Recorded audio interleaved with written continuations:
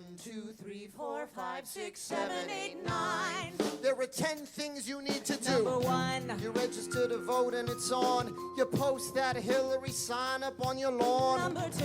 Call some undecideds with your crew. Your cousins in Ohio, maybe try and flip them blue. Number 3. Watch Hillary examine the terrain. Watch a campaign with the man Tim Kaine. Tim Kaine in the membrane.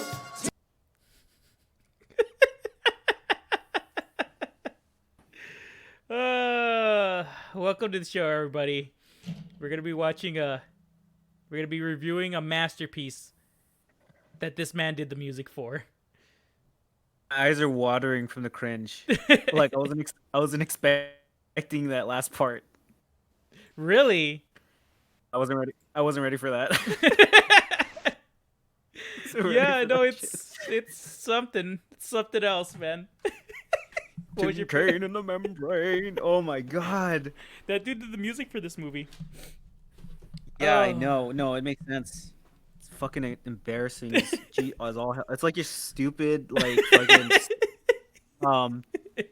like sociology teacher or something like that. Not even sociology, like you're fucking like your teacher at your school, like trying to do some cool shit or whatever. It's like, ugh.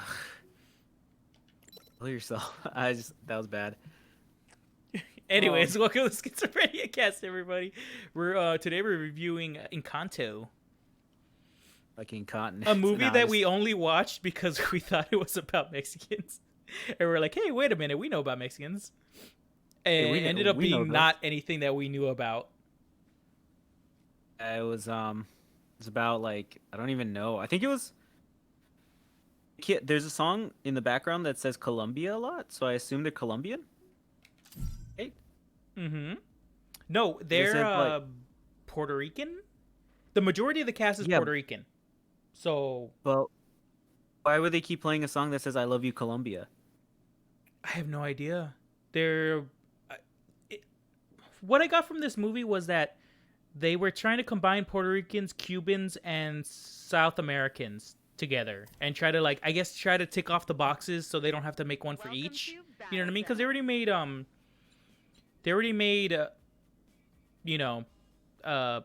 what's it called? Coco for for us. What happened? Did my thing freeze? What's going on? For me. Wait, what's going on? Yeah. It ain't for me. But for me, it would have been just more anime. So, like, or like I don't know, kung fu movies or something. I don't know. All right, let's go. I don't think they can, like, what is it called? I don't think they can pander to me too much. Or show what's his name? Tobey Maguire and Spider-Man again. That's how you pander to me. Mm-hmm. Yeah, exactly. But yeah, I didn't like the movie. I thought it was fucking lame.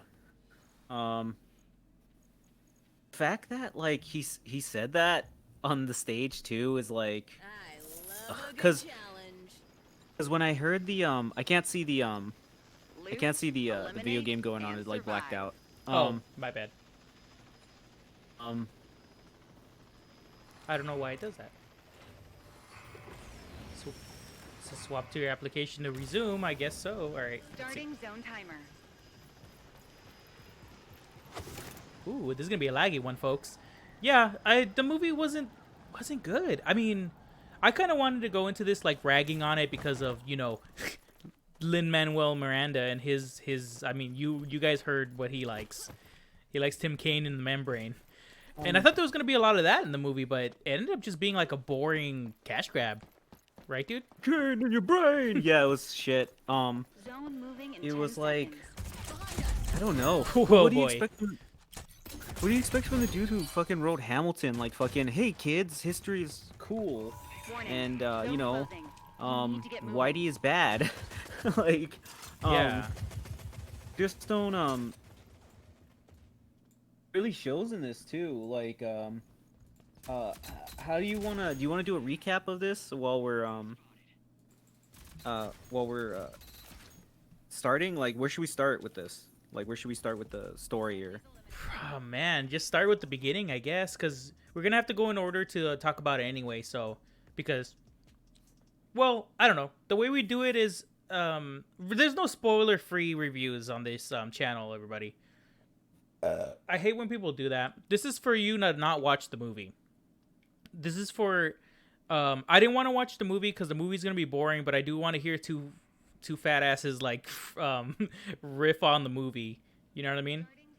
While explaining Yeah. what the movie was about. So, take it the way you want to take it. But yeah, this movie starts off really boring.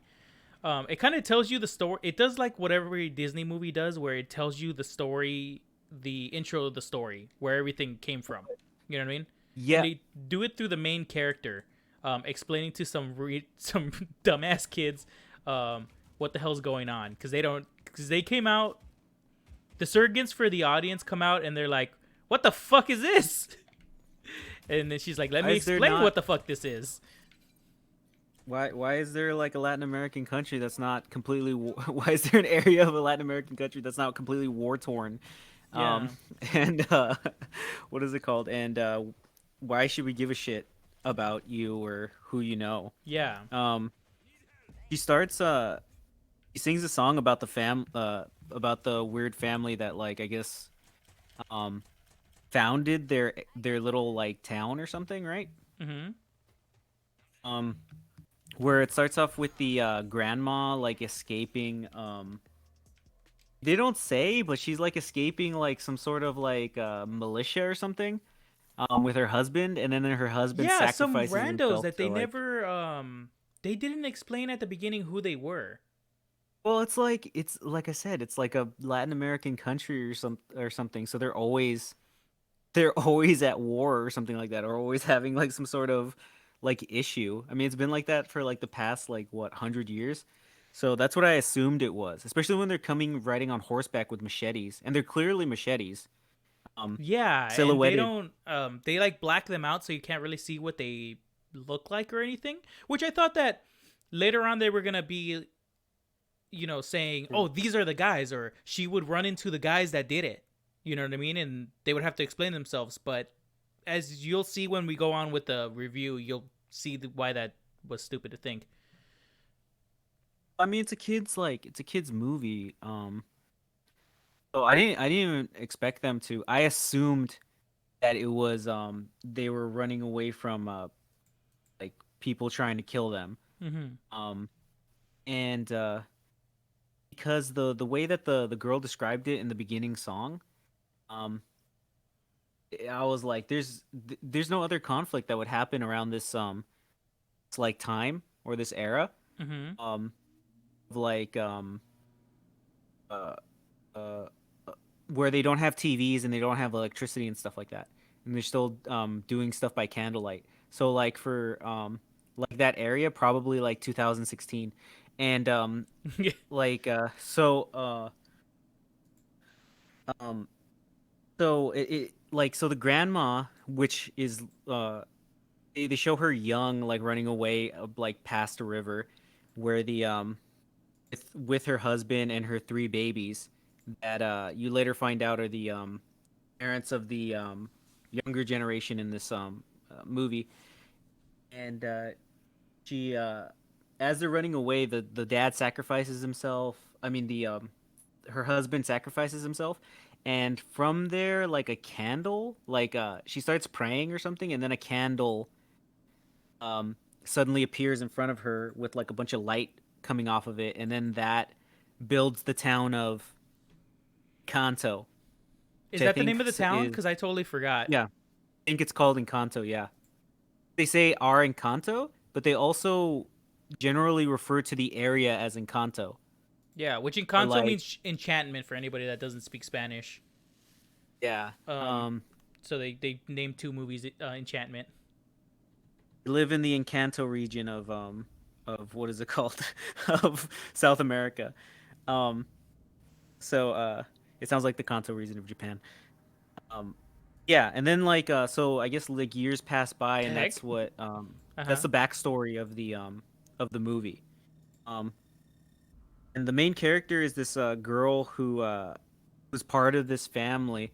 Oh, and the candle gives everybody in the family like magical powers except for the grandma, which is kind of funny later on when you're introduced to the main character, who the main character is like a short, chubby looking, normal, like America Ferrera Yeah. looking girl, and Weird. Uh-huh. glasses and stuff like that. And like you said, she's introducing the family to those like little kids that are stand-ins for the audience. Yeah. Um, but yeah, the beginning song is shit. I forget how it goes. It's like a weird mix of um like bachata and like hip hop rapping sort of. Because they never like they just do start they don't really sing. They just kind of rap a little bit. Like they rhyme a lot while they're talking about stuff. So they have so it's funny too because it's like it's so straightforward with like the characters and it's like such an exposition dump. And I know like musicals do that all the time, but this one was just like blatant and like shit. And sometimes she's at some points in the song, Mm-hmm. she's like looking at the camera, like talking to the camera. She's supposed to be talking to the kids. Um like so the characters consist of this girl. There's a buff Sister. like sister. Yeah, that's her sister. Yeah, her buff sister that like is super strong. She has another sister that like is um able to create flowers, and they say she's perfect for some reason. They keep stressing that she's like a perfect angel, Mm-hmm. and then there is the her um cousin that can shapeshift, her aunt that controls the weather. Yeah, those um are part of the three original kids that got satanic powers when the, when the the Encanto mom, tune. yeah, when the grandma made a pact with Satan to give them powers and protect them from whoever the hell they were running away from. The Um, Saint Lucifer. yeah, when they did their fucking Santeria or whatever, and they became satanic witches. The original three that got powers were um, what was it? Her aunt, The weather the controller. weather controller. Who were the other ones Storm. that got original powers? Her mom is able to, the mom of the main character, is able to heal people With her food. with her greasy food, with her greasy fried food, um, and Yeah, of which she makes like a sope in there, and then she calls it something else, and I was like, no, that's incorrect. I That think is the incorrect, Puerto third Ricans. They're called sopes. is, is it third. The third one I believe is the brother who they don't talk about, Yeah, right? who they don't talk about, which we'll find out why later. That why they don't talk about him. Did you already talk about the village being built up and everything? Yeah. Yeah. Oh, no, that's one thing I forgot to mention was that Dang it. the candle powers from the grandmother at the beginning, she uh the candle not only did it like save them um from whatever was chasing them or whatever, it also created a house that was like sentient, and it also made mountains around them, so it kind of like separated them from the rest of the country. um so yeah, so, and that's what created and they were also escaping with a group of people. So grandma was. Yeah, they were So burning so down their that's what village basically for made whatever her. reason. I They don't never know what the explained hell. why. Yeah, they They never were just saying explained that why. we were so happy and all this stuff, and then they came and burned the village. Anyways, that happens. They make a pact with Satan. They establish the three kids with powers. They never said if the grandma has any powers. I don't think it's skipping ahead to say that they never say that she had powers. It was just like I her three mentioned that kids. earlier. Oh, you did? Oh, Yeah, okay, my yeah, bad. Yeah. I'm just kind of going through the things so we can catch up to where we are, and then the village is established, and then the fat ugly main character, Isabella, no, Isabel, Yeah. no, Isabel, what's her name? Erica Ferrera. America Ferrera, yeah, she's at the she's like singing the whole intro song and stuff, and then they end up going to, you said the thing about her cousin, right?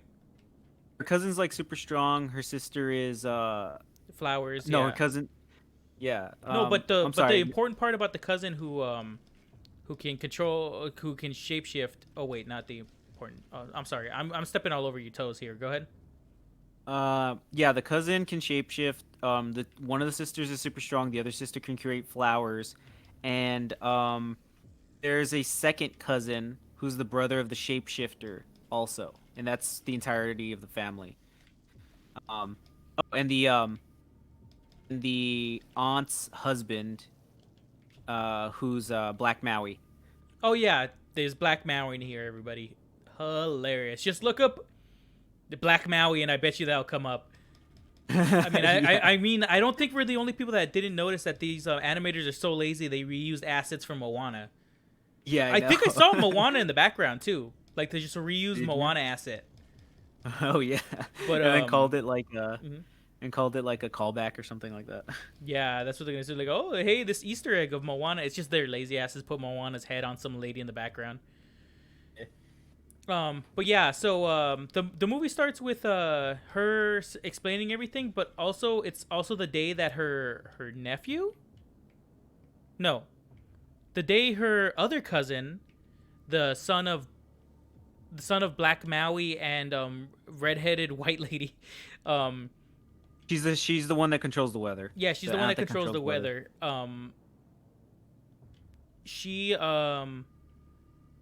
their kid is about to get their powers, because every time this, a character or a kid from that family comes of age, they have to make a pact with Satan and gain their magical powers that they're going to use to help the village.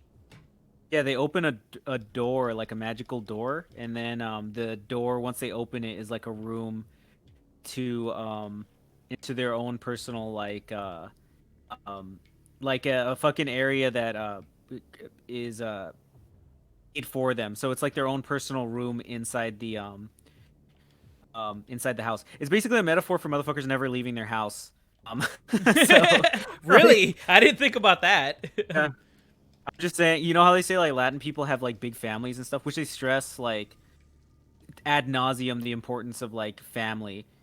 Yeah. Which just disgusts me. Kind of. So like, Well, they don't just establish the, I mean, the importance of family. They also, it's more like an importance of like community. You know what I mean? Like there's this weird thing that they do. You'll see later on, but there's this weird like contrast of like more sacrificing family for community. You like putting a community above family, which is weird. right? Yeah, because I didn't get the family aspect of it at all, because she threw her family under the bus for a lot of stuff. But Oh, okay. but you'll see as we go along. So yeah, it's the day of the kid's ritual. He's supposed to get his powers, and the main character, Isabella, has a PTSD flashback to when she got her powers, which she didn't get. Yeah, the door. It's so like that I actually did feel a little like bad for her too, because it's like they really play up the like little kid aspect where they make the like the little kid like with the big eyes and the big head, and then they have their little hands like clasped together and like oh I don't what is it called? I don't want anything like bad to happen all the time. And then like it just like they just like embarrass her in front of the entire community by like the door disappearing when she goes to open it, right? Yeah. She doesn't get her powers, just like traumatizing the shit out of her. And then rubbing it in too. That's one aspect that I think I did like, was the bitch grandma. Like She was the hero. Fucking bitch. She was- No, yeah, well, at the beginning she was just like just let everything kind of stay out of the way and let everybody do what they have to do, you know what I mean? Because everybody knows what they have to do. So just kind of like, you know, let things flow. She started like that, but then she turned into like an absolute bitch like yeah. after 20 minutes of the movie. But go on. Also, what is it called? You also said that the grandma looks like a villainous old lady from novellas. Oh yes, okay. So any Hispanic people out here listening to this, which I'm assuming that a lot of you are gonna be listening to this, because you know, Encanto, like white people don't care about this shit. So they Apparently, Latin you know, people didn't care about it either. Yeah, you know that old lady from the novellas that she's just always the villain in everything. I believe she was the villain in, well, the ladies out there listening to our review, you know who I'm talking about.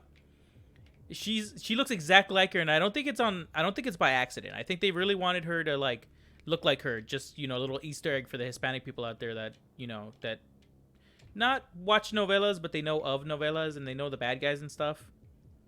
I think a lot of white people probably, or like a lot of non-Latin people probably know what a novella is too, because They know what a novella is, but they probably don't know that lady. You know what I mean? yeah, I know what you mean. It's I guess like an old lady with her gray hair tied into a bun in the back of her head, and wearing like a shawl over her shoulders, and always clasping her hands and rubbing them together while laughing and looking at the camera. Yeah. Yeah. So another thing too was Oh, I have a double jump in here. I wanted to say, like, at the beginning song that's introducing all the family members, there's something, well, I guess I can save it for the next song, but yeah, so yeah, she didn't get her powers, but the cousin, the youngest cousin, Yeah, her flashback ends, and the little cousin is like, "Oh, can you walk me down the aisle to go get my powers because I'm scared or whatever?" And she's like, "Oh, okay." So she walks her down. it's kind of messed up too, because it's like, I don't want to be a loser like you that didn't get his get her power. Yeah, and then she walks him down, but what is it when he's getting his he gets his powers and he's like all having fun or whatever and like rubbing it in her face because he's like chilling with jaguars. His power is like to You can talk to animals. he can talk to animals and control them. And That reminds me. he's just like there's having another. fun. There's another cousin who has super hearing. We forgot to say that. Oh yeah, the cute one, the one that I was in love with. Yeah, I kind of got the feeling.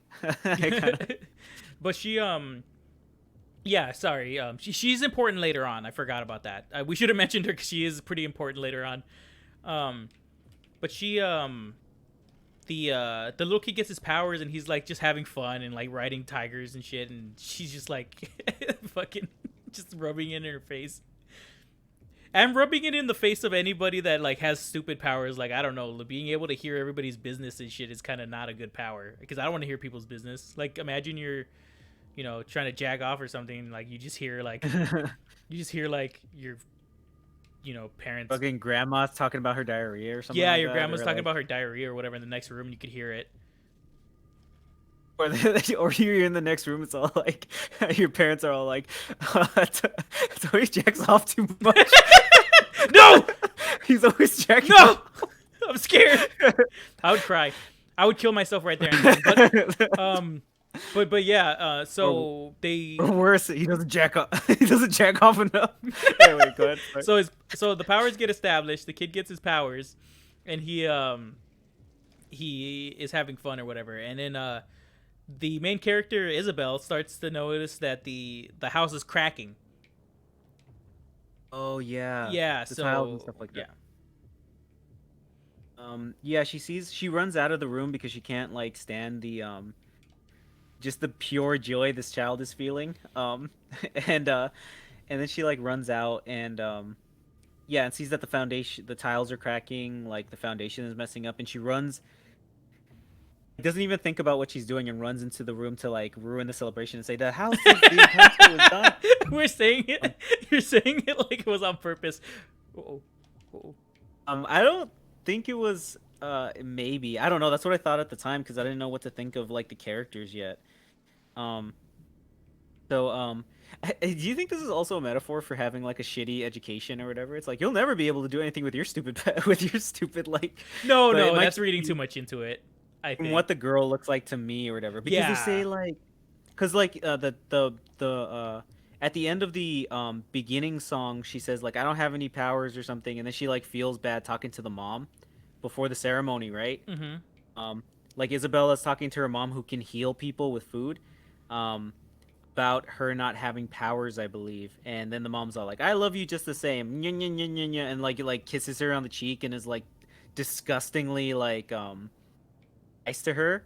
I don't know what it was about that, but it just kind of grossed me out. Not in a like a weird way, but like in a like ugh God, what is it called? I get it. Um, but um shit, I forgot what my point where I was going with that. But um so she ruins the ceremony and ruins the ceremony by going out to there, and then the grandma goes out to check herself, and then the house is fine again. Yeah. There's no cracks or anything, and then she's all like, "That shit's fine. That bitch is lying." Um, so That bitch lying. that bitch lying, and she's a stupid, um, and she's ugly. Oh, another thing about the I what can't is it get up called? on this thing. I don't even care. um, um, there a song for the kid? Yeah, There's a song- there was a song. The song didn't fucking matter. I think it was like some fucking it was like some fucking cumbia shit in Spanish that nobody No, gives a fuck about. There was a I don't know if it was a cumbia yet. It was like more like because there was a song that was like oh, we're happy island people, la la la la la. And it was like that's the one that kept saying Colombia or whatever. It's like Colombia, It's I because love they you, Colombia. it's because they mixed the song in there, but they didn't realize what the song was. They're like, yeah, this shit's in Spanish. Like nobody's gonna give a fuck what the hell it says. You know what I mean? Because every song in Spanish, anyways, like it's either talking about how much they love somebody or dance, dance, dance. That's it. That's like all the lyrics from every Spanish song ever. Well, to me, it was like I mean, that's like cumbia or like island songs. That's what the songs are about. Obviously, Spanish Well, the rock thing is like that- king. yeah, and the best. But the thing it comes from Argentina. The thing that was confusing me though, I was like, we have people singing the songs at first, right? But then this one's just being played in the background without anybody singing it. It was strange, like one of the characters singing it. 'Cause usually when in these like musical kids movies, they have everybody singing the songs with lyrics in it. Or like they have the crowd of people singing a chorus of the song, but this one was just played in the background, kind of like how Tarzan was with Phil Collins. So to me, it was like a little jarring because it was like, okay, that's weird. That's like something that tipped me off to like maybe this isn't structured too well. And so and it shows later on with some of the other songs because they fucking sound like shit. But yeah, I just thought that was weird that they would just play that in the background without, having any context to it. But yeah, the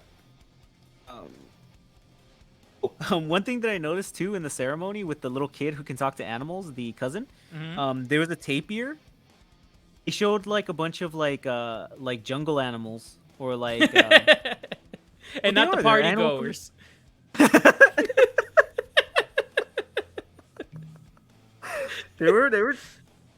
They were part of the party too. So they show like there's obviously a jaguar, but there's also a fucking What? A jaguar? Shut A jaguar? up. Alright, No. fine. So do you enjoy luxury? So fucking but then there's like one of the animals is like standard a monkey, fucking jaguar, a fucking I don't know, like a tropical bird, a toucan. But there was also a tapir. You know what a tapir is? It's like a little Yeah, like it's a it looks little like- elephant. Yeah, it's like a small elephant or whatever. And then I saw that and I was like, the last time it just that it popped into my head like this one time where I went to the zoo and I saw a tapir there and then and I was like, oh look, there's a tapir. And then I walked past it and walked past the exhibit and I looked back and the fucking tapir like had turned around and looked at the crowd and fucking shot like a huge fucking stream of piss at the crowd. Like Oh, they can nice. shoot piss like in a fucking vertical arc. Holy crap.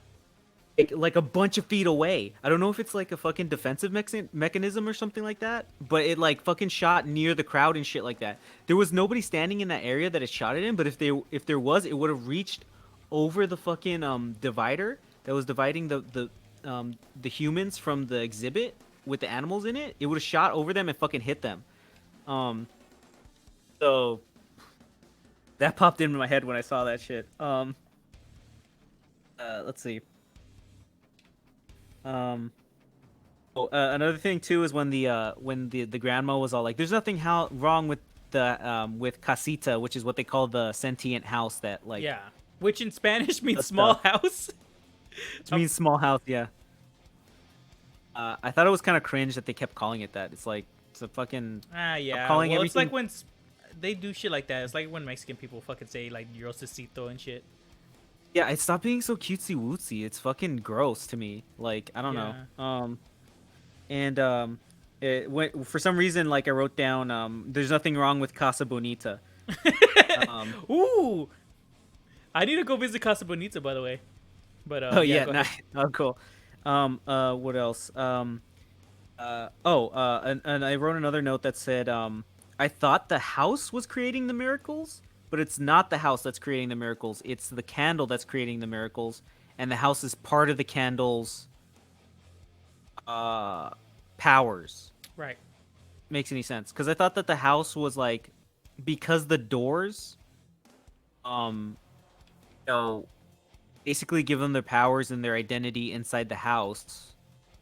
That's what was doing it, but it was just a little confusing to me at first, but they cleared it up later. Let's see. So I think after the ceremony, they like the next day happens, right? And what's her name? What, Isabella? Pepper Ann. Pepper Ann. She's one in a million. She's like trying to figure out like what happened with the house, right? Or I guess they're having like a family dinner or something, and she's like, "What the fuck is going on?" I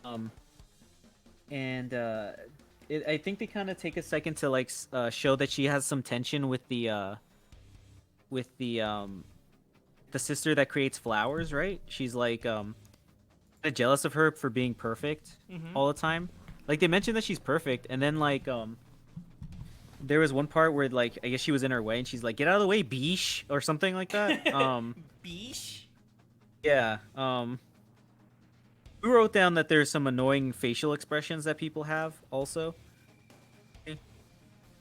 Yeah, I think they're trying to make realistic expressions, but some expressions don't need to be in a cartoon. You know what I mean? Because people have annoying facial tics, especially younger people nowadays. You know what I mean? But go ahead and give me your opinion about that. Yeah, I don't know. There was like a lot of weird acting choices that they what is it called? That they made with the characters, like the girl that we forgot to mention earlier, the one that has like the ability to overhear stuff. She has this weird like kind of like whimper that she does. She also has like a really small mouth and like button nose and stuff like that, big ears. She kind of looks like a mouse. And she does this weird like little after she talks. Yeah, that's really annoying. It gets grating after a while when you hear it. And then everything is just so too cute. Like I hate how people talk to each other. They're just like complimenting each other a little too much. It's one of my pet peeves. Where they just need positive reinforcement all the time, and you know, it's not even like a situation where it calls for it. Right, So, right. but yeah, like I said, that girl with the hearing, she has a really she has like this weird squeak that she does that's really annoying. Um, when she talks. So I just like the whole cute thing is just the bane of my existence in this movie. Yeah. So uh so one thing that what is it called? Shit, where we leave off? Did we even get past his stupid birthday party? I think so. Yeah, no. Yeah, when it went out because that's when the house started breaking down. Oh, gotcha. Um, Uh-huh. Um and so like when we find out that there's some tension between Isabella and her perfect sister, the one that creates flowers, we find out that at the family dinner and gathering where the grandmother is like talking about where the family is going to move forward and stuff like that is that the sister has an arranged marriage with Latin lover or something like that. Yeah. The wrestler. Yeah. It's just some like good-looking guy from somebody's like husband or something like that. We never find out too much about this dude. You just need to know that he's good-looking. Yeah, he doesn't have any personality. He's just like there to be the arranged marriage plot, you know. But that's later on.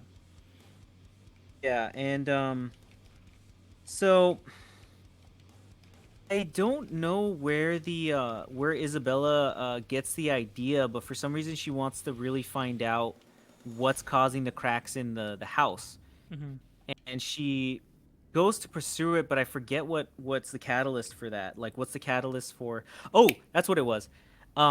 After the dinner happens and find out how perfect the sister is. I think there's a song after at the dinner, right? Or am I mistaken, Tony? Do you remember? No. There's no song. They just sit down and eat like fat asses because all they do is eat and dance at that freaking island. I think that it would balance it out, but it doesn't. What was it called?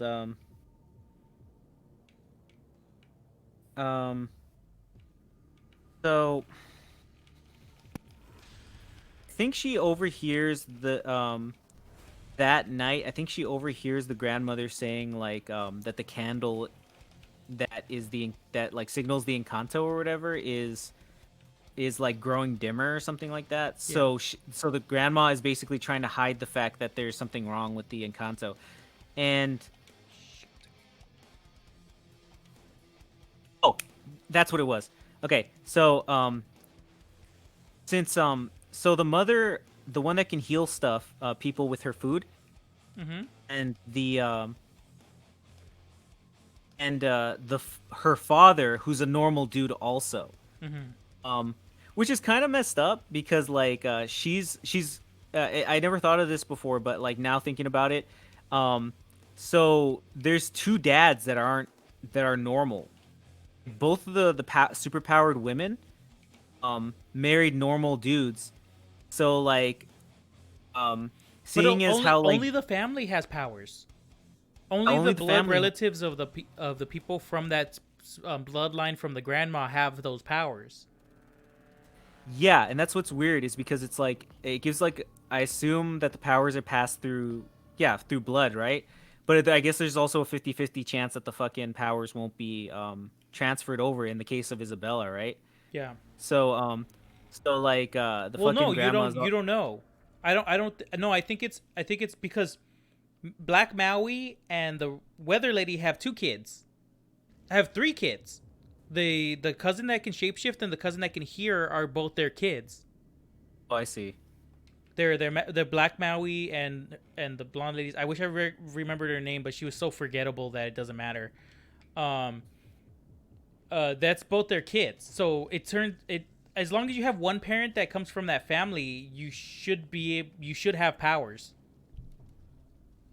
I think that's how it works. Yeah. It's like this weird like it's this weird like I don't know. I don't want to get into it, but it's like this, Kabbalah. So anyways, yeah. So what were you saying? So just thought it was I just thought it was I thought that was the case because I mean there was a possibility that the other kid wouldn't get it also. So really, it's just really strange.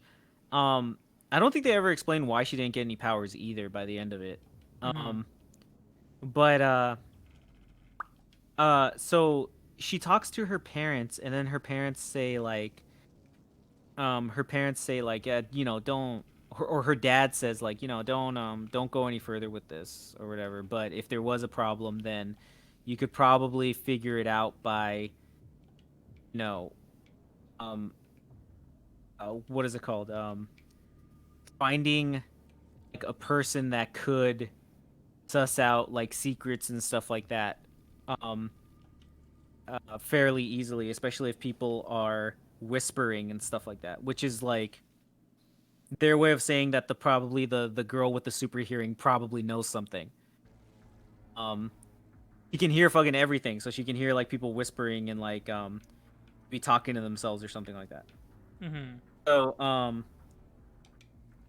so what's her face? Isabella goes to talk to the cousin that can hear well, and the cousin says that uh excuse me, sorry, um the super strong sister has been having a weird eye twitch recently. Um, so she must know something.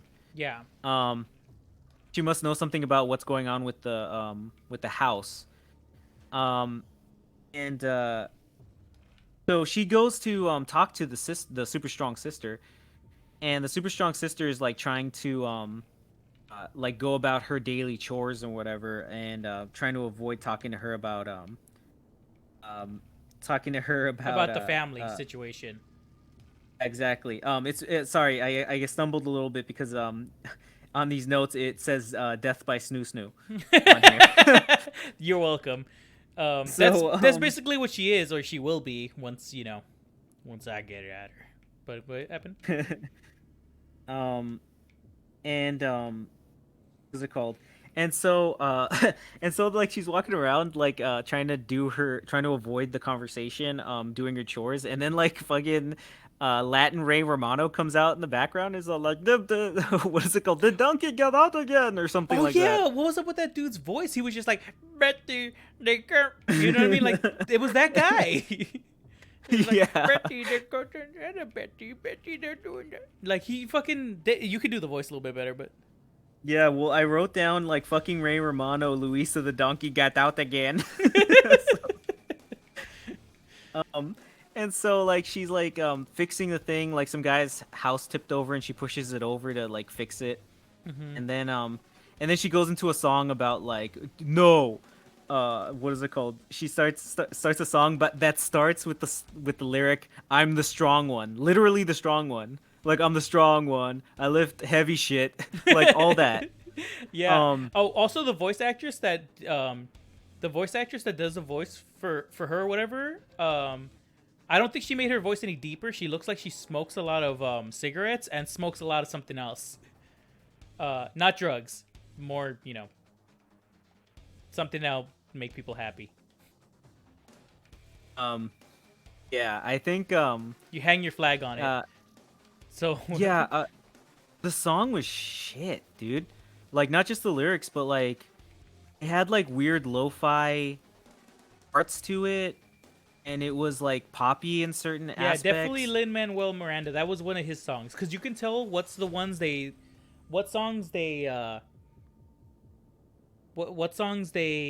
outsourced. Ironically enough, they outsourced to like old what were hits outside of the movie, and you can tell which ones were written for the movie. Yeah, Lin Miranda, that dude sucks, dude. Like his rapping is so like cheesy, and one thing that Dude, like bothers me about everything I see him on, they always make him rap. They always make him yeah rap. um And he just like does some crappy freestyle. Where he's all like, "I'm looking at some paper," and he's like, he's like, "Hey, my name is Lin Miranda, and I'm here to say vote for Hillary and especially if you're gay. You know what I mean? Like he does shit like that. Yeah. It's just it's not impressive. Only if you're gay. Yeah. I think that I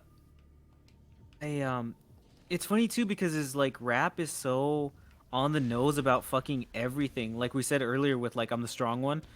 Um, but even in like the beginning rap where they were talking about people, it was more like you can see why that motherfucker had a popular, not popular, but a notable stage play.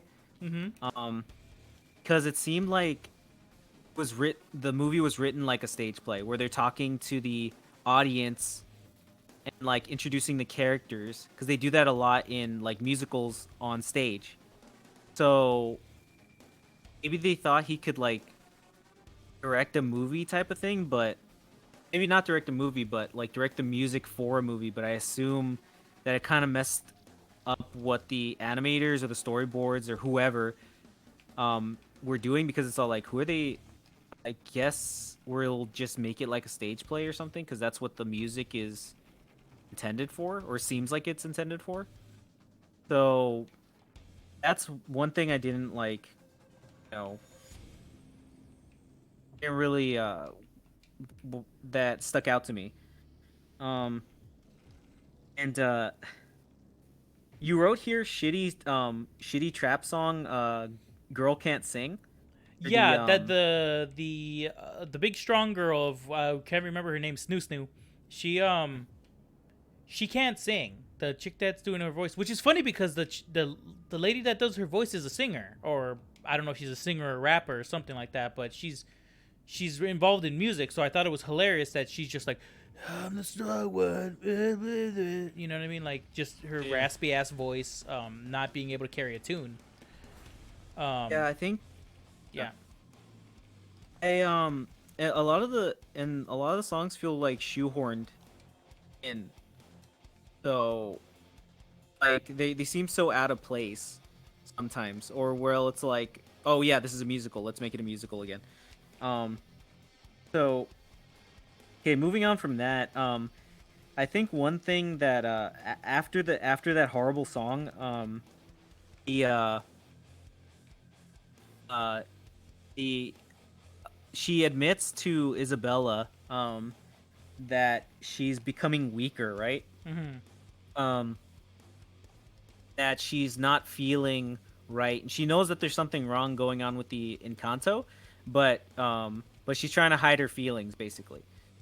And so they have like so like here's another theme of the movie that I've noticed a lot is that the hugs fix everything. Because she like just hugs her.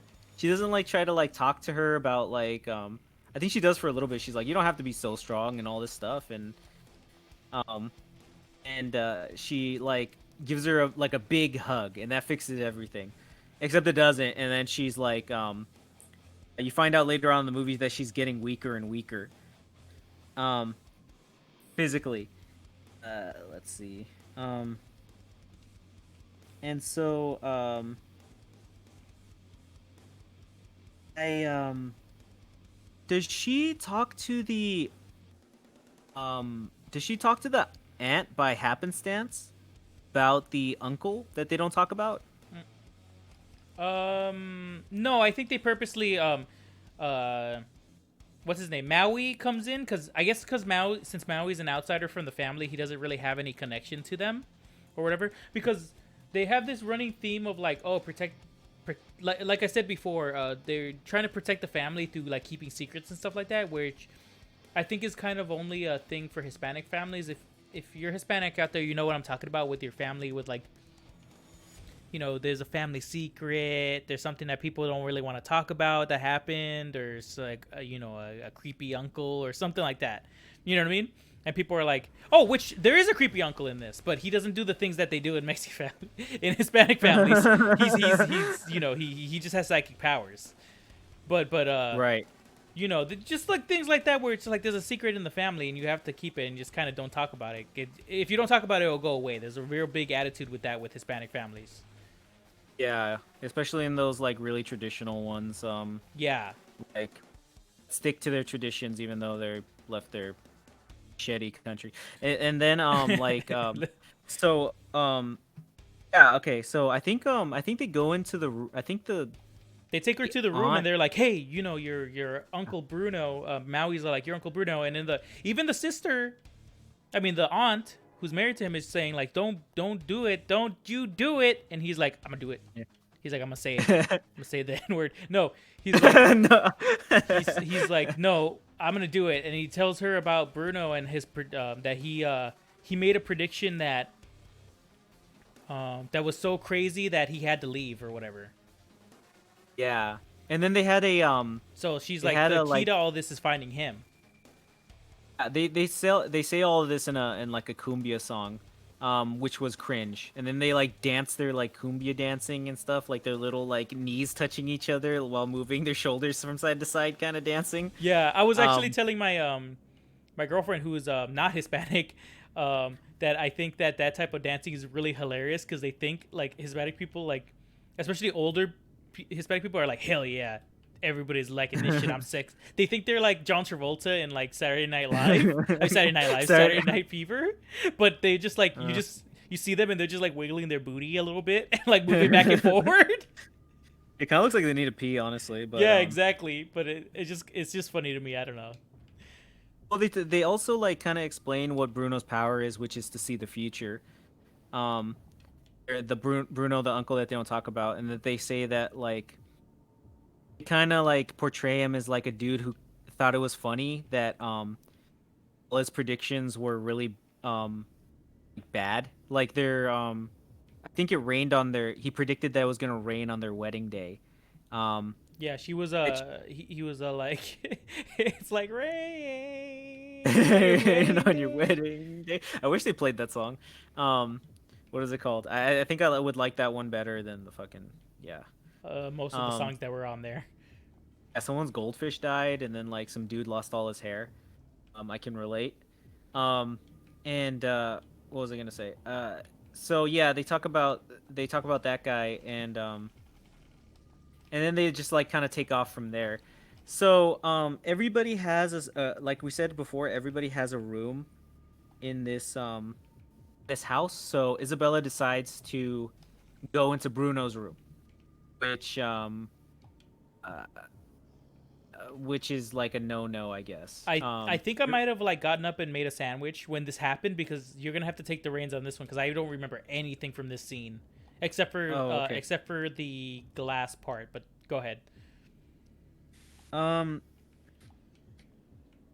think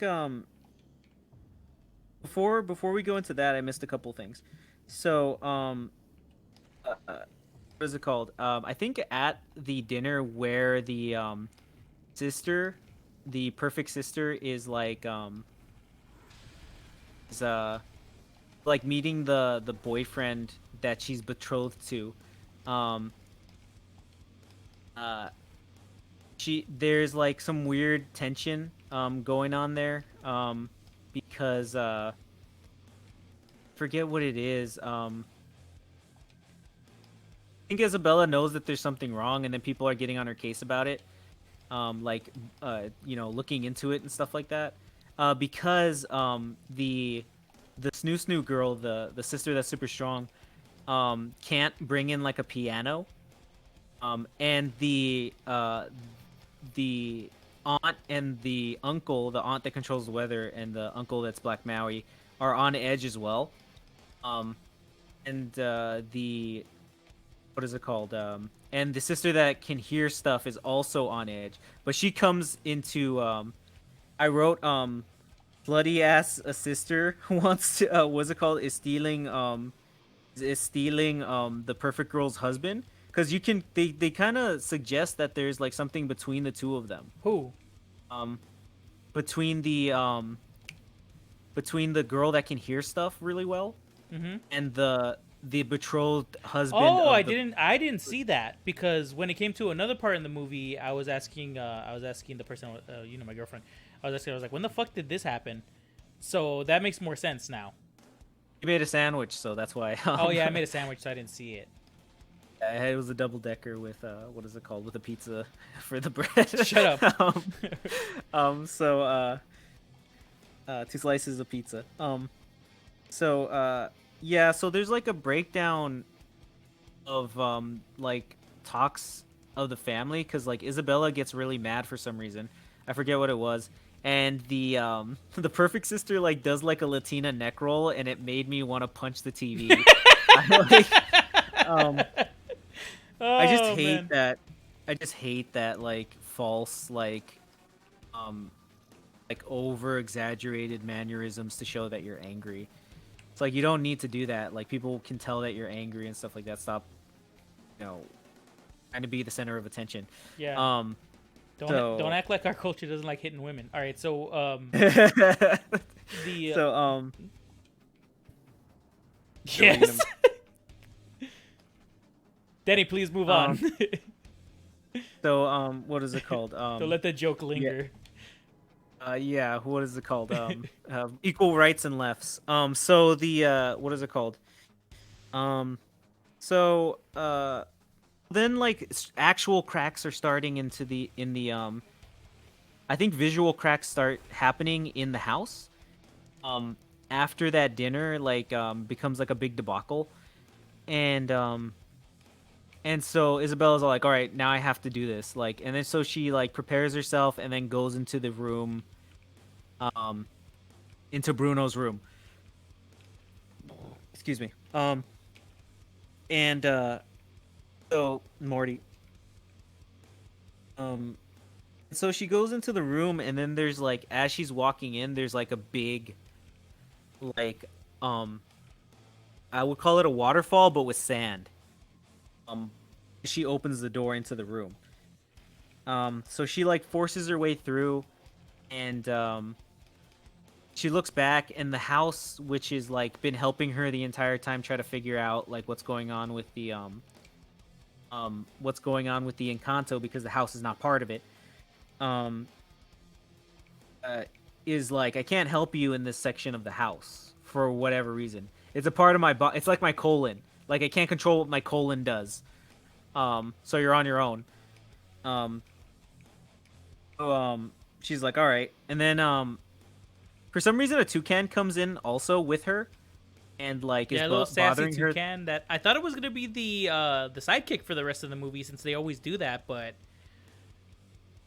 No, not really. She said she actually. I think that might have been a joke about that, because she's like, "Oh, you're gonna help me through that," and then it just flies away, and she's like, "Never mind." yeah, she just flies away, and she's like, "Little bitch."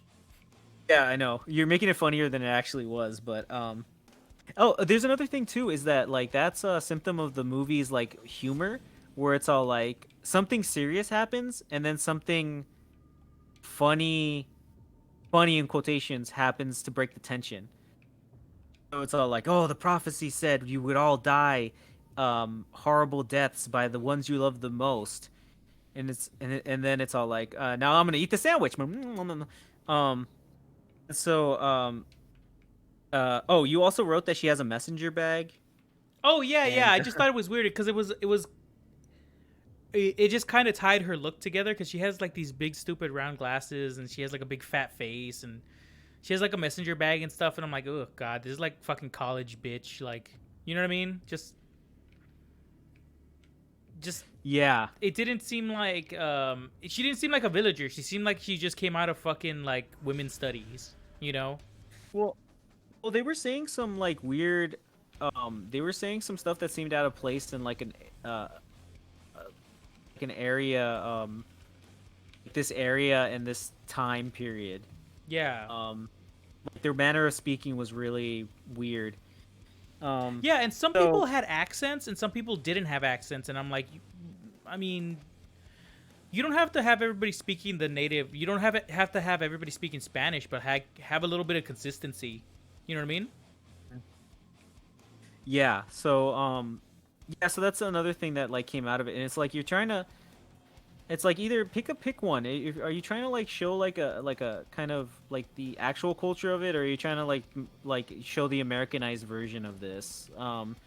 Because I can assure you that the Americanized version of it, had you had left out the actual area where they're from, probably would have went over better. Maybe, because then again, like the movie he made before this, I think it was called The Heights, also flopped. So maybe not. Okay. Um, Don't get me wrong. Lin-Manuel Miranda didn't write the movie or do anything with the movie. He just made the music. People We're suck. just ragging on him because Um, it's easy to rag on him because I don't know oh, because the actual movie is written and directed by the usual suspects. oh, I see. Okay, Yeah, well, you know who to the me guy it who seemed. wrote Little Juan or whatever. He didn't write the Yeah. El Tigre Blanco. I just it reeks of his influence though, because it's like all these like all the explaining of the characters at the beginning just reminded me of like a history class, like just information being um being spewed at you with cool hip hop for the kids, like they would do in Hamilton, I Yeah. assume. Um, Even I'm not gonna even though watch that shit. Hamilton's not just that. Hamilton is look out for a review of Hamilton, everyone. But that's never gonna fucking happen. I refuse to watch it. I refuse. Go ahead. Sorry. Yeah. No, it's just I don't know. This could I'm not even gonna get into that. Never mind. Denny, segue.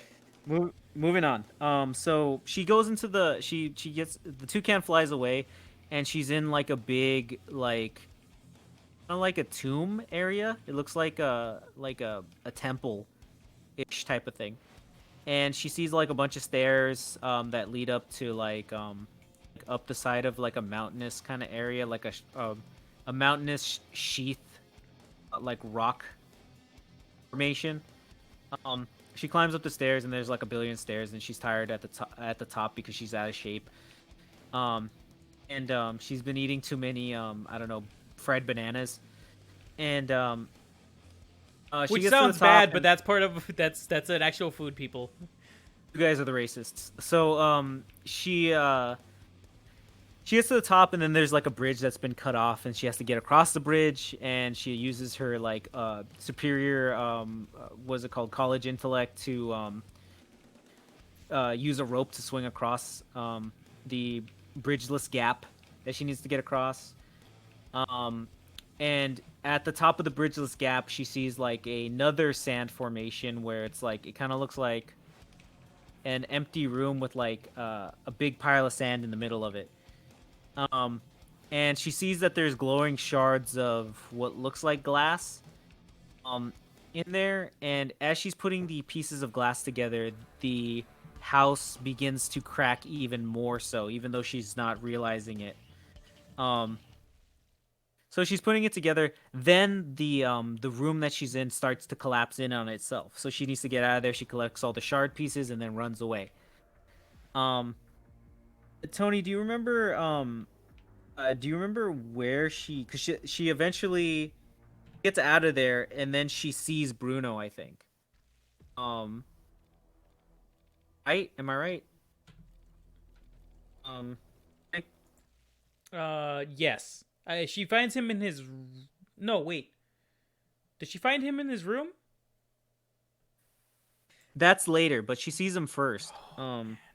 Because she sees him like somewhere, and they begin to she starts chasing him, and then she sees that it leads her she leads him on a she leads her he leads her on a chase that eventually leads inside the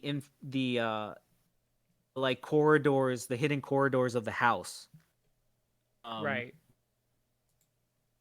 so she's chasing him through like the structure of the house, like in between the actual walls that people see the outside. So in between that, and so she's chasing him, like asking him about what the before that, when she pieced all the shards together, she saw um uh an image of herself in the shards, and the shards represent the last prophecy that Bruno made, the one that was like super evil, and then he had to run away for.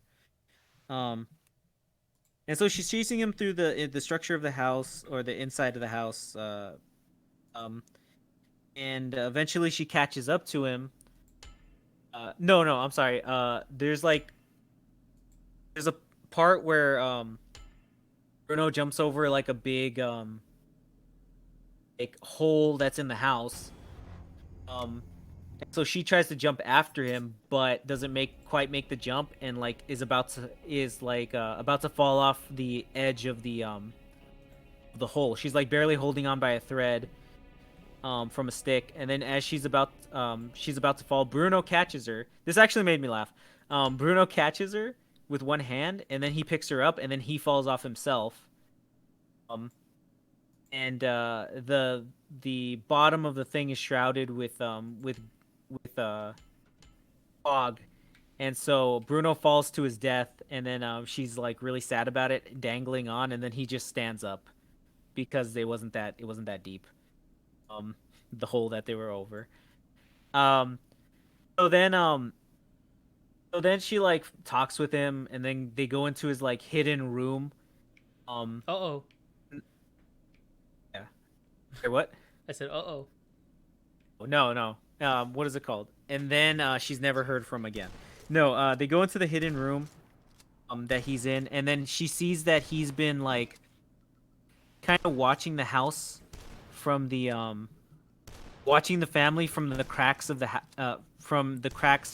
of the walls. So he like can see the dinner table from the cracks in the walls. Whatever he's doing, and that's why they always hear like a loud, like rhythmic thumping every time they, what is it called? No! Every time they eat dinner. What's it called? So Bruno himself, I think they imply from his mannerisms that he's got like OCD or something, because he's like tapping on shit like 5 times and counting it. He's also like really high strung type of dude, and he's voiced by John Leguizamo. I didn't realize that because I was like, why the fuck does he have like a New York accent? And so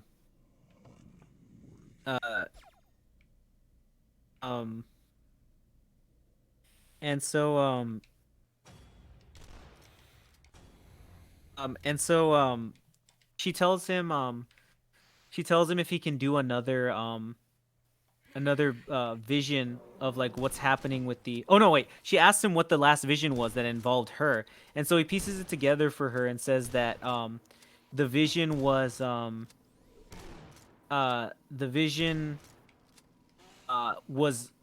he couldn't really tell what it was. He saw her either destroying the house or fixing it. He was one of those which is not much of a prediction, and doesn't really build the tension, because he's like, Yeah. you're either gonna destroy it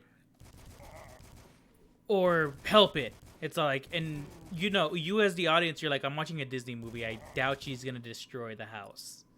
Wish it would. That would have been cool if she did. Now that I think about it, when we get towards the end, I'll do my little thing on this, because they did this little cop out thing that always bugs me. But go ahead. Yeah, it's like, what is it called?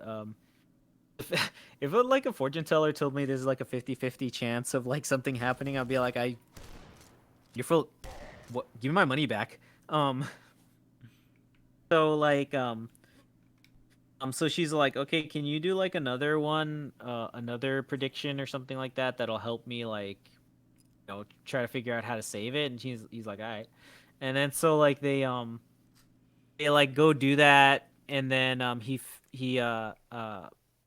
gets another prediction or something like that, and I forget what the prediction was. It's not really super important, because I completely forgot what it was. And so that's what it was. It was the prediction was that like she could probably help by helping by embracing her sister, the perfect one that's like a biche. And so she's like, fuck that. She instead of like a mild annoyance, she's become like her mortal enemy in these last couple of like minutes. So she's all like, what? Unprompted. Yeah, and then she never has to did say, anything like, bad to her except for existing, you know what I mean, and kind of looking like a little Lupe. well, she like kind of what was I gonna say? She kind of like rubbed it in her face that she was like uh like the one that everybody's really liked and kind of admired. Um, bit with like, and then like she was always kind of hard on Isabella, or like that's what they insinuated. Um, that she was super like narcissistic. And like Isabella didn't like that. So she goes to, she's like, all right, and then so Bruno like goes back to his Jo what is it called, his Jo lair, and what is it called, and Isabella goes to go talk with her sister, which the sister has her like little like, oh, I'm the flower girl song, and that one sucks. I forget how it goes. It's really like crappy, like forgettable, like poppy Latin sounds of the day. Um, and so Isabella like tries to talk with her or something like that, and then they have like a big falling out because he wants Isabella to apologize for like ruining the dinner or something like that, and she doesn't want to do it because technically she really didn't do anything. But so they have a big falling out or whatever. Another part of the prophecy that Bruno said was that she needs to help person find their true love. So she, since what's her name, since the flower girl is about to be betrothed, she's thinking that their engagement is in danger. And so they have their big falling out, and so they come to the they start fighting with each other, and then they come to the realization that the perfect flower girl does not like being perfect so much, and also does not want to marry the dude. Um, so she doesn't want to marry the guy, and she's only doing it to help the family somehow. They never really explain if there's like some weird kind of like business venture that they're trying to do or something like that. Yeah, they kind of to keep just. the family. The Disney has a big problem with that, where they don't explain why people get betrothed. They're just like, this is what happens, and it's bad. Yeah. Because they have the same thing in Lion King, actually, funny enough, that Simba and Nala are betrothed to be married, but they don't explain why. Like, Nala's not like part of another lion tribe or anything like that, and they're not trying to gain territory or anything, so there's no reason for them to be betrothed. Yeah, that's true. I think I don't know if any of the other family members were betrothed too, like the other sisters, and the other aunts, Mm-hmm. because I'm pretty sure they just got married. They didn't like have a weird betrothal thing, because I assume it's to keep the family the family going. They don't say this. This is just my head canon. So like I guess I could suss out that Amogus Sus. that the um that they probably need to make sure that the women get married so they can have more kids to keep the Encanto going. Which Isabella is nowhere near that because she's like Fat and ugly. fat and ugly, yeah. Um, so Just what is dunking it on called? Isabella for no reason. Yeah, and she doesn't have any powers, and she smells bad. She smells like mothballs. Um, Also, she drinks too much and embarrasses everybody because she's like, woo, whatever, and then she tries too hard to get dick. All right, so what were we saying? too damn hard. It's embarrassing.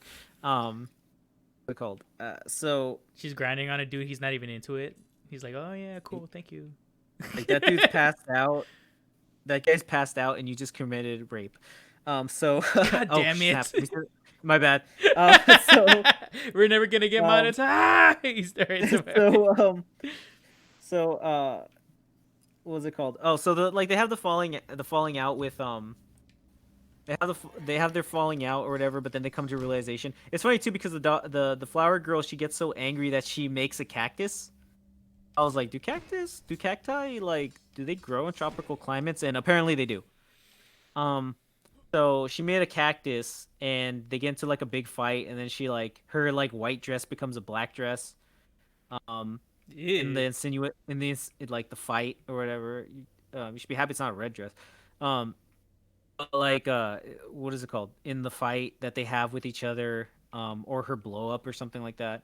And so the grandma's like sees all the destruction, sees all the stuff that's happening, and she starts blaming Isabella for the things that happen because the flower girl is like covered in dirt and stuff like that. Death by Snoo Snoo is getting weaker, even more and more weak. I forget what happens to the girl that can't hear stuff. She's sad, but not because of anything that Isabella did. It's because like her the guy that she's lusting after is the guy that she's lusting after is like dating somebody else. Which remember that, please. Um so and kid that transforms into stuff doesn't really care. Um oh, also the kid that can talk to animals followed Isabella into the catacombs of the house and found out everything that was happening. And so like Isabella is just like fed up with the family at this point, and so she runs away into the woods and says to the grandma's like, "You blame me for everything, Bish. You old Bish. You what is it called? You are hard on me and you hate me because I'm what is it called? I don't have any powers and I got what is it called? A degree in women's studies. So what is it called? So I'll never be good enough for you." And so she like runs away into the woods, and then the house starts getting torn apart or something like that. Some major thing happens with the Encanto and the house, and um, another big thing is that the community for some reason is rallied around the family. I assume it's because I assume it's because the mountains are built by the Encanto, so that means it keeps out the raiders or whoever the hell is like trying to kill them. Which the grandmother finds Isabella and like explains to her in more detail the story of how the Encanto was made. Which yes, they were running away from like raiders or like I don't know They political. were running away from Raiders fans. They're running away from Raiders fans with with their shorts that come down to their knees and their knee-high socks. Um, at that point, why don't you just wear pants, dude? Um, so they were running away from those people, and she says like, uh, I guess I was just wrong for some reason, but I can't remember how she like rationalized that. Um, um, I think in the vision with Bruno, she saw a butterfly, and so she's like, And she's like, I can go twice as high. you can go. Well, you wrote down it was the butterfly, Oh yeah, in your it was the butterfly, the butterfly. Anyways, that's a Simpsons reference for the review here. um. Yes. Also wrote that she did it for The Rock or something like that. I Oh, just I don't remember why I wrote that. okay. You also wrote multiple times. Sister's not a bitch. She is. I don't get it. I don't know anymore. Go ahead. Okay. And then music sucks with like 4 exclamation points. Oh, because they kept playing. I wrote down every time a new song came out, because those songs were Okay. awful. Um. So I mean, I know it's a musical, and my girlfriend kept reminding me it was a musical, but I'm like, I don't know if you should have a song every 5 minutes though. You know what I mean? you also said that the bad guy of the movie is the Yeah, I know what you mean. No, it's the thing is that like it's not welcome because it's shoehorned in, I think. Yeah. Um like the like I saw Sing, um which is another animated movie The Indian with action film Sing. no, not Tanjari Singh. I watched um That's the dude that works up in the street in the convenience store, by the way. That's his actual name. Damn it. So like the what is it called? The movie with the animals that are like doing like a talent competition. I watched that movie and it's a jukebox musical, but like the music isn't as like What's a jukebox cringy as this musical? one.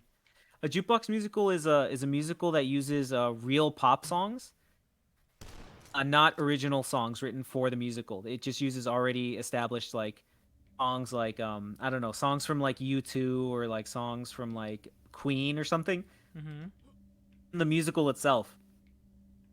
So those were like less jarring, and I think because the music sucked less, they didn't bother as much as they did in this one. Plus there was like a story element to why the songs were being sung. Mm-hmm. Because there was a talent competition that involved singing, at like at a musical theater. So it made sense that they would sing these songs. Um, and Frozen is another musical kids movie that does the songs better, but I guess the songs are so good that Yeah. and they're also not explaining anything. The songs are like how Well, the characters are feeling at the time. Yeah. Sorry, go ahead. No, you're right. You're right. I was just about to say that actually. How they're feeling at the time, and the like things that are happening, like the music video aspects of like the visuals that you see are part of the story too, because in the part with Elsa in Frozen, during the Let It Go segment, all the like crazy visuals and like effects that are happening are because of her powers. So it's part of the story. It's part of the story that she's able to like let go of her control over the powers and just kind of like let them flow out, and that's why all these crazy like nice looking visual effects are happening in front of you. Whereas like in Encanto, like with for example, the fucking the strong chick, they're all just happening because it's supposed to look like a music video. Like it's like explaining the same thing over and over and over again to you. And it's like, we get the point. She's strong and shit like that. There's like a Hercules reference in there too for some reason. But so it's just like it's done better in those movies. In this one it doesn't do that. So that's why it's like, fuck, another fucking song. You know what I mean? Mm-hmm. Gives you that feeling of like, oh god, they just have to like bring this up again. Like you don't like it, so that's why it's intrusive. Or like, and jarring. So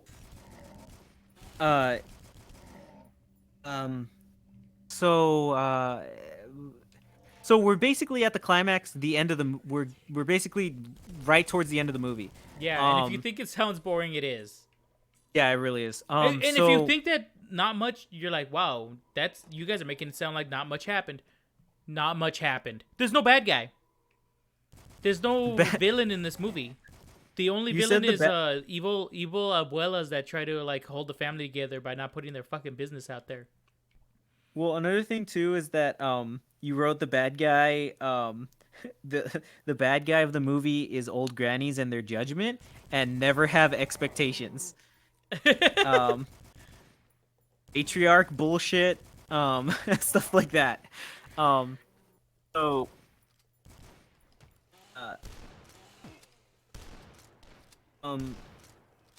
so like so the movie, like I think the Isabella and the grandma settle their differences, which is funny too, because the grandma is the grandma does not like Isabella specifically because she doesn't have any powers, but the grandma also doesn't have any powers. Yeah, what I'm saying? which is kind of funny. If anything, she just like happened upon the fucking Encanto and shit like that, and is like living her dreams through her kids. Yeah, Satan came to her and gave her the powers. Exactly. Yeah, exactly. So, I'm not letting her it power... go. Those bitches are satanic. Yeah. And especially because they're fucking Hispanic. Hispanic people don't fucking put a picture, don't put a fucking little cross with Jesus on it. when you're doing your fucking like weird ritual and shit, and then pretend like it's Christian now. That shit's satanic. If you have to cut a chicken's head off and like wave his blood in the air or whatever, it doesn't matter how many pictures of Jesus you have in front of it. That shit's satanic. Yeah, you're dissecting the frog for and like eating its like beating heart or whatever. Yeah. So, why the chicken bones? What do you need chicken bones for?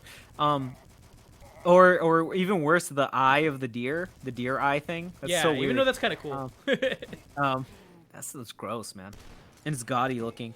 So It's gaudy, but then you can be freaking you could be you could be cool rockin' Espanol band. yeah. So the movie ends with like the grandma and Isabella like accepting each other, and it rebuilds the house or something like that. Which I think it rebuilds the house, and everybody gets their powers back, and Oh yeah, the house gets all destroyed. touchy-feely. So that's what I was gonna bring up. That the house gets destroyed. Oh, So his yeah. stupid prediction of like both things happened. You know what I mean? It's true. It's Forgot freaking to mention annoying. He's that. just like both things happened. You destroyed the house and you saved the day. Yeah, shut it up. was like so like once she ran away, the house got like torn down. It tore itself down, right? Yeah. And then so after they reconcile, the grandma and Isabella, the community comes out to help rebuild the house. I don't think that happened. Didn't they use like wasn't Witchcraft?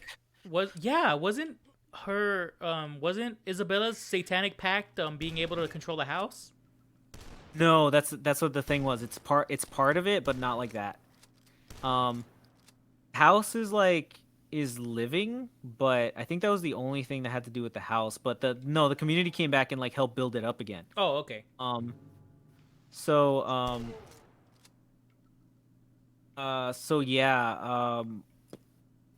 Oh yeah, and then like right at the end, as they're reconciling, Bruno comes out of his comes riding on horseback and like is like saying like you need to be nicer or to Isabella or whatever. You're a biche. And He's like, what's it you're called? kind of a biche and you came on to me, but I'm your uncle.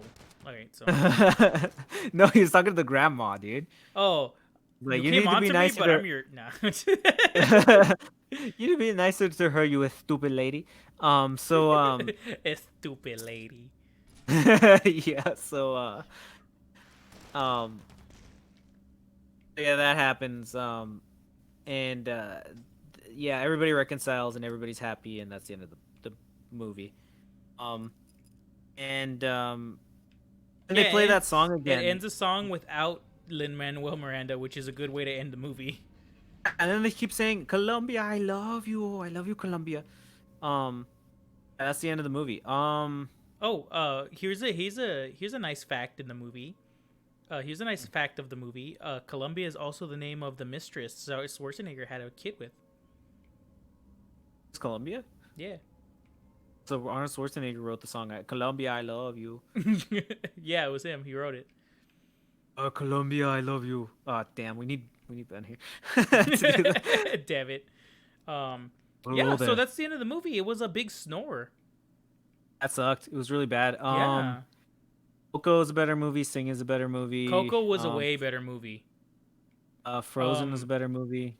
Sorry, Boricua. You guys got fucking you guys got bodied by Disney, dude.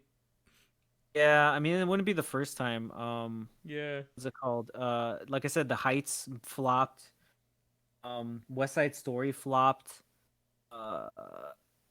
Just multiple things with that. I don't know if they know how to portray them too well. Or like make something that kind of like hits the mark on it. That's barrier breaking, I suppose. Because Coco, like everybody loves Day of the Dead, I suppose, but no one really likes what is it called? I think they've seen tropical shit enough. You know what I mean? Mm-hmm. Tropical like rainforesty type stories. Oh, the yeah, the movie's set music in just- Colombia. Yeah, how do you know that? I actually looked up the IMDb trivia. Thank God. Yeah, I was wondering why the dude kept saying Colombia, I love you. So, So yeah, um, the most of the Latin voices are from Colombian-born or Colombian descent actors. That's not true. That is not true. That is yeah. 100% not true. I looked up the voice cast. Most of them are Puerto Rican. Yeah, so Um, what's his name is in there? Fez from That 70s Show is in there. He's oh, Venezuelan. really? His parents are from Venezuela. You know, there was Oh, like one Colombian actor in there, Colombian descendant, maybe two. So that is yeesh. completely false. Um, I let's see, set in Colombia. Okay, this is a Colombian writer, Gabriel Garcia Marquez. Uh, he wrote 100 Years of Solitude, I guess. okay. Oh, Heard of that oh, movie before. oh, it's a. Oh, I guess he wrote the book Encanto. Oh, I see. Okay. Um, Each Madrigal family has. Oh, they're the Madrigal family, by the way. They have recurring themes. I don't care about that. well, the recurring theme, like that whole family thing, is just disgusting. I'm tired of seeing it with like Latin, um, Latin families and stuff like that. Like, especially when they need to make it so explicit, because in Coco they didn't really do that. They just kind of like showed that I think Coco enjoyed being around his family. They didn't need to like say it multiple times. The Augustine, when he gets caught, he says miércoles or whatever, which is like, for people that don't Wednesday? know what Hispanic is, miércoles is Wednesday, but people say it. People like my mom say it instead of saying like mierda, which means shit. Yeah, so I just Oh, thought that okay. was funny because my mom does that. So Right. that's the only word that she fucking doesn't swear though. Otherwise, she just says all the other swears. That's true. I guess ugly word. Takes a lot of tongue roll. It takes a lot of R tongue rolling and stuff Rolls, too. yeah. Also. What's the other tips in here? I did might make this a recurring theme in our thing. Even though you should probably read them, Danny, because I'm playing a game. Oh, okay then. But I'll do it this time. Yeah. Let's see. Lin-Manuel Miranda has stated as the film was being conceived that he wanted to be about a Latin American Disney princess that he wanted to take place in the same universe as Moana. What? What? Okay. Wait! He wanted it to take place in the same universe as Moana, though nothing in the finished product confirms the latter. I beg to differ. I beg to differ. Black Maui's in it. Yeah, exactly. Lin Huh. Miranda sings or whatever got his fucking wish. I beg to differ, Interesting. my good sirs. Black Maui. Wow. That would explain. Well, that explains that. Wow, what a revelation. Um. Yeah, the fact that I know so much about this awful like nothing movie is a bit a bit disheartening. Um. Yeah, I mean, these dudes are getting lazy with the animation. I think we're gonna start to, you know how like they have they have the idea of the Disney Renaissance in the '90s, Yeah. where yeah, where they had like a couple of hits like Little Mermaid, uh, Beauty and the Beast, and Aladdin, and then like the quality started going down from there. Lion King, and then you know, I think we're in the that section of like these animated movies for this company. I forget which one it is. This is a Disney Oh, movie, at right? some point the movie was supposed to take place in Brazil, but then they changed it to Colombia, which makes sense if you see all the diversity that's in the village. Brazil and then Colombia. They changed it from Brazil to Colombia, which makes sense because if you look at the village and the setting and everything, you're like, oh, this is more Brazil than it is Colombia. Which is kind of like, I mean, if this was made about like um I think the people that wrote this movie don't know the difference between certain Latino countries, I think. Yeah. Or at least they were like, we'll just make it about Colombia now. Which I don't think Colombia is even attached to. Isn't it like an island nation or something? Am I wrong about that? What? Colombia? Yeah. No, Or am I Colombia thinking is of Cuba? no. Colombia is a country. Oh, I bet. I mean, well, so is whatever. You know what I mean. It's not an island. It's attached to land. I see. It's attached to a continent. Yeah. Uh. So yeah, I assume that I assume these people probably switch like different I mean, the It's at fact the that they very can top switch of. from Brazil to Colombia, like so, like they're just like we're just gonna switch it from Brazil to Colombia, just kind of shows that it's like you don't care about promoting the culture. Yes, so flippantly. Yeah. Like they did a good. So I thought they did a good job with Coco. I didn't feel offended by it. You know what I mean? I know you have your reservations with Coco, but for me, I thought it was fine. It checked all do we checked all the stuff that at least it didn't fucking like for me at least it wasn't just like oh tacos and burritos and whatever sombreros. You know what I mean? It talked a little bit about the day. I mean, Day of the Dead is like something that's so played out. Yeah, And I it's mean, but like what else were not. they gonna do? Cartels like Disney's cartels? I mean, they did mariachi stuff. Day of the Dead. Yeah. They had cool Little little like references too that are like they had like Pedro Infante or whatever, and the bad guy was Vicente Fernandez and all that. Rest in peace. um. Yeah, but I just what is it called? The light skinned Hispanic dude is the bad guy, but I know that's a little like identity politicsy, but still. Um, Well, that would make you the but bad guy. That's why. yeah, I really would. What is it called? So, um, yeah, I mean it's the superior movie. I will admit that it's a superior movie to this one. But yeah, I have my problems with it. But especially with the I think I mentioned this in another podcast where the music is not written by a Hispanic person. I mean not written by a Mexican person. It's written by a Filipino person. Yeah. Half Filipino, half Irish, I believe. Oh wow, not Um, even full Filipino, huh? Not even full Filipino. Interesting. Um, so yeah, yeah, that's just how um, it's more of like a something that reflects where the skin culture is right now. I think it more than like what the show um people making the movie are where their headspace is at. Because I mean, um if they can like recreate something like that so like fairly easily, then that just shows what the people are consuming, where their headspace is at. So yeah. All right, I think that's pretty much do you have anything else to say about Encanto, Tony? No, it was just very boring. I don't know what they're trying to accomplish. What all these movie studios are trying to accomplish. Um, like what you said in our other review of Resident Evil, that should be out before this one. Um,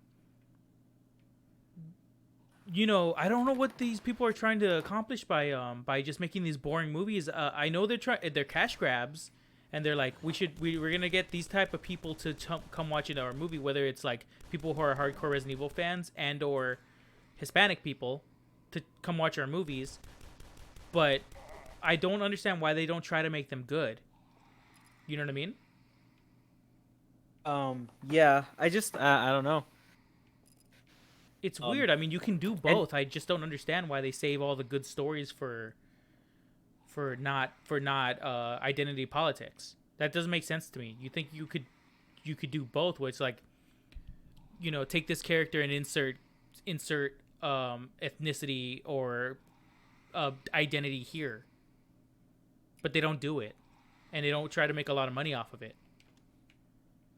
I don't think like a story like Frozen or something like that has too much of that stuff going on in it. No, not at all. Um, I think it's just maybe more quality stuff. Which, by the way, the dude who wrote the song "Remember Me," in Coco also wrote "Let It Go" with his wife. So, Oh, wow. Okay. yeah. Um, so he wrote a couple of other hits too, but I don't think it has a lot of that in there, like a lot of those identity things or whatever. But it's also not like just blatantly shoving it down your throat either, like it did in this movie. Um, so yeah. I think that maybe they don't. I don't think they're trying to make a shitty product. I think they're just like maybe being too blatant with the things that they think people want. Like, oh, people want diversity. People want um Latin flavors. Oh, they want this guy who's a rapper. Something he just did a hit. So got all these factors in here that should make it a hit, and then it comes out to like garbage, garbage. Because I mean, this dude has like every project this dude's been in since Hamilton, I assume. Because I'm not too familiar with it, but like the ones that I know about have all been like shit.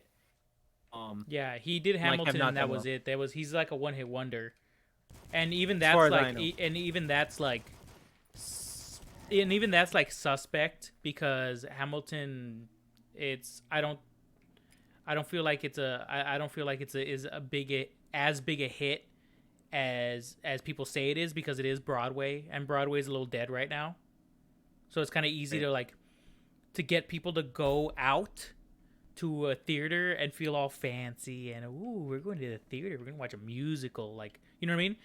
And people are in New York anyway, you know what I mean? So I feel like it's kind of easy to like do a Broadway musical nowadays, or at Right. least to go get people to see your crappy Broadway musical. Well, it could also be So the yeah, just the I feel time like that we're. he's just like a prop up from people who want to prop him up. You know what I mean? Like Obama or So I whatever, was because he about, did like a little rap with Obama and shit. that's what I was about to say, especially with the the way that he set up that whole Hamilton thing with the actors and stuff like that, portraying the characters that aren't um you know that aren't that they don't look like that and aren't that race. Yeah, So, and then especially when they were pushing that so much. So yeah, I mean, like when you factor that into there, it kind of like it kind of like lessens the uh what it accomplished or whatever, which I don't think. Which if you take that factor out of it, that whole like we're pushing inclusion and stuff like that, I'm sure it wouldn't have done as well. Um, I don't think I don't think the inclusion had anything to do with its success. I think it's just that Broadway is dead. Broadway is dead, and there's not really much to watch when you're a tourist in New York and stuff. So yeah. his thing being like the number one stage play on Broadway, I'm like, cool. I'm the fucking number one basketball player in my house. Like, what the fuck do you like? Who cares? You know what I mean? Well, I mean, I'm Like, sometimes as there, soon as so LeBron James gets into my fucking house, he's gonna fucking school me in basketball. You know what I mean? And nothing else. I'll debate him. You know what I mean? But he's like, I'm sure LeBron James is the smartest guy in his house. You know what I true. mean? Yeah, Like, right. yeah. I'm So not even sure that's about why his that. thing. Oh yeah, He's his got a kids. cat, doesn't he? He's got like some dog. But So his like but his dad. But you know, but his but you get what I'm saying.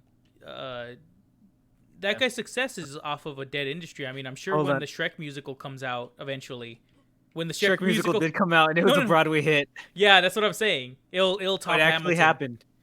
Oh, it actually happened. Oh, did it? How much did it blow out I think. Hamilton? I'm sure it did. Oh, no, I don't think it blew. No, it came out before Hamilton. I mean, we could probably look at the numbers and compare, but I think it was a Broadway hit. The Shrek musical. So, yeah, I guess it's not a very big standard to meet. What was I gonna say? Yeah.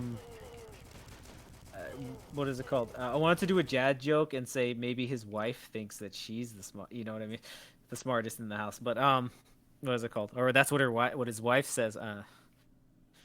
Um, so if LeBron James was in my house or whatever, what is it called? I have a machine. No, never mind. I have a machine. No, I just what is it called? Yeah. So okay. Yeah. I mean, what else can we say about I it would- except you're welcome? I would rate it. What could you say except I'm black now? So I would probably rate it a 3 out of 10. I'll rate it. I'll rate it. As a movie, as someone who's really into movies and we review them and all that bull crap or whatever, which I'll give it. I give it like a 3 also, but for little kids, let your little girls watch it. There's nothing wrong with it. There's no like That's true. there's no like creepy sexual stuff in it like that a lot of animators put in there. There's not like creepy sexual stuff. There's not it's not like super like in your face like men hating. I won't even say feminist. Like it's not man hating or like super SJW. It's none of that stuff. I would say let your like that's a nice little movie to let the girls your little girl watch. You know what I mean? You could let her watch it and like it and buy the toys and stuff. I don't see anything wrong with it. Yeah. Isabella's not a bad character. She cares about her family and stuff like that. She's a lot better than a lot of other female characters. Like either like an you know, like an unbearable bitch like Moana, or so totally forgettable like Raya the Last Dragon. Oh yeah. Isabella's a little bit better. She's a way better character than both of those characters. You know what I mean? Because she you know, she cares about her family. She goes out of her way to help her family, and tries to keep them together and save their household. You know what I mean? By doing whatever they can, by just being brave and dealing with the problems head on. And that's a nice little message. That's a nice little character. Nothing wrong with that. I don't think she even like they even have like a thing about her stepping aside for a little bit, and that makes her feel bad. But I mean, she doesn't try to be the center of attention, I don't think. Although she does. She just wants to help. Yeah. So yeah, that's not bad. Although I don't like the message of trying to find the good in like weird people that are like what is it called? That are reclusive, and maybe they're just a bit quirky. No, they're probably murderers or something like that. So stay away from them. Yeah, especially little kids. Stay away from adults. Yeah, exactly. That aren't your parents. Don't talk. Yeah. So that's one thing I totally dislike. I've done a rant on Hey Arnold before, so I don't know if I did it on the podcast, but if I haven't, Arnold would have been killed multiple times. And worse. Yeah. So. Oh Okay. boy, no, okay. Well, this game's done. All right. So should we end it on that or? Oh yeah, 100%. I think it went super good. This one, you know what's funny? Our Resident Evil one was longer than this one, but we had more to say and more jokes to have in this one. How long was this one? I want to apologize in advance for that Resident Evil review, guys. That movie was so boring. We're at 148 right now, but that Resident Evil movie was so boring, guys. We couldn't really come up with anything to talk about except for recap the story. It was such a boring movie. Yeah. What's it called? If you have the will and the tenacity, if you got the stomach for it, you can listen to that one. Yeah. It's all of these. Yeah, I think that one's a nice one to listen to while you're working out at the gym or like taking a dump or something. If you're really really bored at work. Yeah, if you need some noise in the background for like your jack off session or something. What? At work. Yeah, at work. So yeah, definitely give that one a listen to. I would say to like also end this off. Don't forget to comment on our videos. Like what is it called? We definitely want to hear we want to find out who's listening to these. So Not just If that, you we listen to want to him- like we want to know what to do. You know what I mean? There's probably people that Yeah. really love our movie reviews. Some people that really like our gameplay or whatever. Well, we don't know who to cater to. You know what I mean? Because we love doing the Yeah. gameplay, we love doing the movie reviews and stuff like that. But we want to know who to cater to. You know what I mean? We want to know what you guys want. Yeah, or throw a joke in there or something like that. Whatever you feel like. Yeah, we'll start talking to people. And yeah. Um, the more we can talk to, or like get feedback and stuff like that, the more you'll probably see stuff you want to see. So, we're easy to get into contact with, especially now. So, Yeah, definitely. All right, guys. Thank you for listening. rap music is terrible. Thank you. Have a good night. I'm Mr. White Christmas. I'm high on crack.